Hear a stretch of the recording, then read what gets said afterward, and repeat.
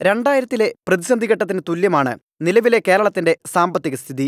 Treasury പൂട്ടേണ്ട ഗുരുതര സാഹചര്യത്തിലേക്കാണ് കാര്യങ്ങൾ നീങ്ങുന്നത്. ട്രഷറിയിൽ ശേഷിക്കുന്നത് 4000 കോടി രൂപ മാത്രം. ശമ്പളവും പെൻഷനും നൽകാൻ ഇത്രയും തുക വേണം. ക്ഷേമ പെൻഷനുകൾക്കും ബില്ലുകൾ മാറാനും പണമില്ല. സാമ്പത്തിക വർഷാവസാനം പ്രഖ്യാപിച്ച ട്രഷറി നിയന്ത്രണം വരും മാസങ്ങളിലും വേണ്ടിവരുമെന്നാണ് സൂചനകൾ. ഈ സാഹചര്യത്തിലാണ് ധനവകുപ്പ് അതീവ രഹസ്യ സർക്കുലർ വകുപ്പ് സെക്രട്ടറിമാർക്ക് കൈമാറിയത്. അടിയന്തര പ്രാധാന്യമുള്ള ബില്ലുകൾക്ക് മാത്രം അനുമതി നൽകുക, അല്ലാത്തവ അടുത്ത സാമ്പത്തിക വർഷത്തേക്ക് മാറ്റിവെക്കുക. പൊതുമേഖലാ സ്ഥാപനങ്ങളുടെയും മറ്റ് സ്വയംഭരണ സ്ഥാപനങ്ങളുടെയും പദ്ധതി തുക പോലും തടഞ്ഞുവെക്കാനാണ് നിർദ്ദേശം. ബില്ലുകൾ ട്രഷറിയിൽ എത്തുന്നതിനു മുമ്പേ തടയുകയാണ് ഇത്തരമൊരു സർക്കുലറിലൂടെ ധനവകുപ്പ് ഉദ്ദേശമിടുന്നത്. തദ്ദേശ സ്ഥാപനങ്ങളുടെ 61% പദ്ധതി നിർവഹണമേ ഇതുവരെ പൂർത്തിയായിട്ടുള്ളൂ. മറ്റ് സർക്കാർ വകുപ്പുകളിൽ ഇത് 50% മാത്രം. ട്രഷറി നിയന്ത്രണം വരുന്ന മാസങ്ങളിലേക്ക് കൂടി നീട്ടുന്ന സാഹചര്യത്തിൽ ഈ സാമ്പത്തിക വർഷം മരാമത്ത് ജല അതോറിറ്റി കരാറുകാർക്ക് പണം ലഭിക്കില്ല.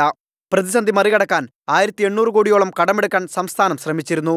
എന്നാൽ വായ്പാ പരിധി ഉയർത്താൻ കേന്ദ്രം തയ്യാറല്ല. ഇത് പ്രതിസന്ധി കൂടുതൽ വഷളാക്കും. 24 തിരുവനന്തപുരം. ഫ്ലവേഴ്സും ഫ്ലവേഴ്സ് ഗ്രൂപ്പിലെ വാർത്താ ചാനൽ 24ഉം ഫ്രീ ടെലിവിഷൻ ചാനലുകളാണ്. ലഭിക്കുന്നില്ല എങ്കിൽ ചോദിച്ചു വാങ്ങുക.